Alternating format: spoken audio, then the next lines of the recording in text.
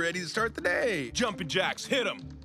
1, 2, 3. I am so pumped up! Yes! Overpriced coffee. That's $37. Awesome! Everything is awesome. Oh my gosh, I love this song! It's cool when you're part of the team. Everything is awesome. No! Guys, wait up! Guys, Lucas here again for a very anticipated movie review. Today we were talking about the Lego Movie, which is the first motion picture based on the Lego product. And this movie is written and directed by the guys that brought you Cloudy with a Chance of Meatballs 1 and 21 Jump Street, Phil Lord and Chris Miller. This movie takes place in Bricksburg, which is a city that is all made out of Legos. All the characters are Legos, and we meet our protagonist Emmett, who is an everyday guy, basically just follows the rules, just kind of blends in with everyone else. And one day he discovers that he's part of this whole prophecy and this whole destiny to save the universe from the evil President Business, voiced by Will Ferrell. The Lego Movie has had an insane amount of hype since the first trailers and even the announcement that they were going to make a motion picture based on the Legos. And to be honest, I'm surprised it took this long to make a film out of these products.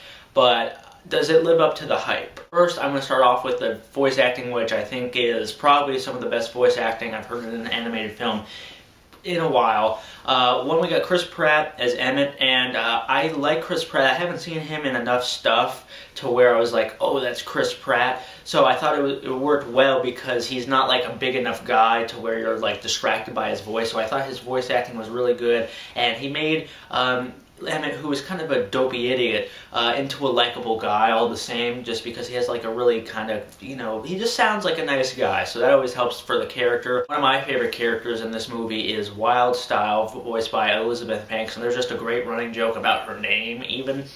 And she's a lot of fun. I also didn't know it was her until after the movie. Will Ferrell is great also as the antagonist here, President Business. He is just this big corporate guy, and they make a lot of fun about like corporate branding and stuff in this movie. And he also has kind of a dual role, which I won't give away, but there's a surprise with him later on in the movie. But one of the biggest surprises here is Liam Neeson as Good Cop and Bad Cop, because he does the voice of Good Cop and Bad Cop, and they're like one character, but he has two different voices. And for a guy that's so like, brutish and tough in his movies, he does a great job voice acting. It's really animated. He was probably my biggest surprise. But the person that probably steals this movie and has a lot of the best lines is Will Arnett as Lego Batman. Once he comes into the movie, like the movie just gets like even greater than it already was, and I really liked him. And also you got a lot of other people such as Channing Tatum and Jonah Hill as respectively as Superman and Green Lantern, and also you got Charlie Day from It's Always Sunny in Philadelphia doing like this space guy. I could just talk about all the characters in this movie, but we'd be here for hours. This movie could have been such a cheap ploy to buy toys, but what I love about these guys, Phil Lord and Chris Miller, and they did the same thing with 21 Jump Street, they take something that could have just been a cheap cash grab, and they make fun of the fact that what we're doing is kind of stupid, but we're going to make it work. And that's what they do here, except with Legos they have so much opportunity to do all these creative stuff, because like even the way the characters move like they would if you were playing with them. And even like the water and stuff is all made out of Legos, and they make for a lot of great jokes. But this movie is just always firing on all cylinders, whether it be writing or character development even. But there's just so many jokes coming at you like a minute. It's like if Shane Black and Aaron Sorkin decided to write a Lego movie. There's honestly so many jokes in this movie that I probably missed a couple of them because there's so many coming at you, and movie has great replay value for that. And if the story sounds kind of silly and, something you've heard before, they make fun of that too, especially in the third act, where the more I think about what they do in the third act, the more I was like, wow, that's really genius and also ballsy.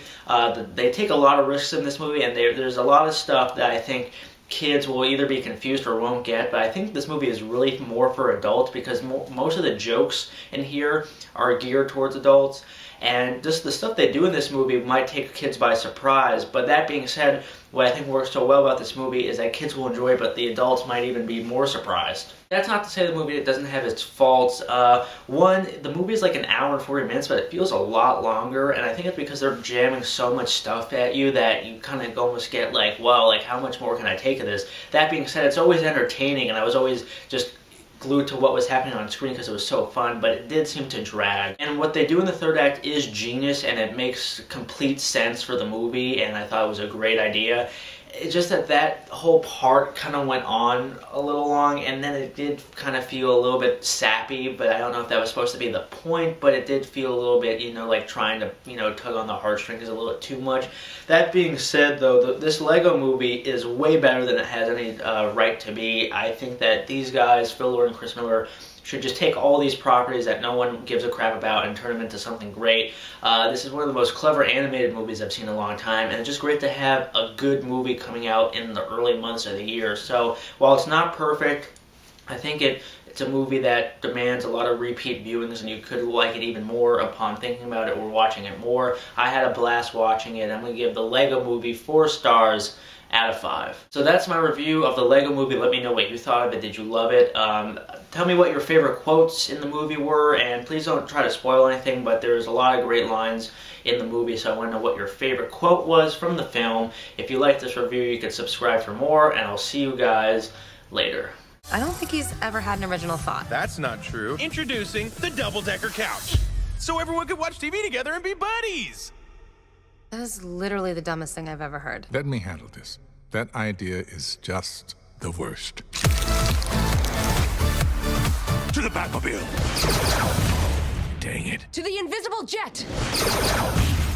Dang it.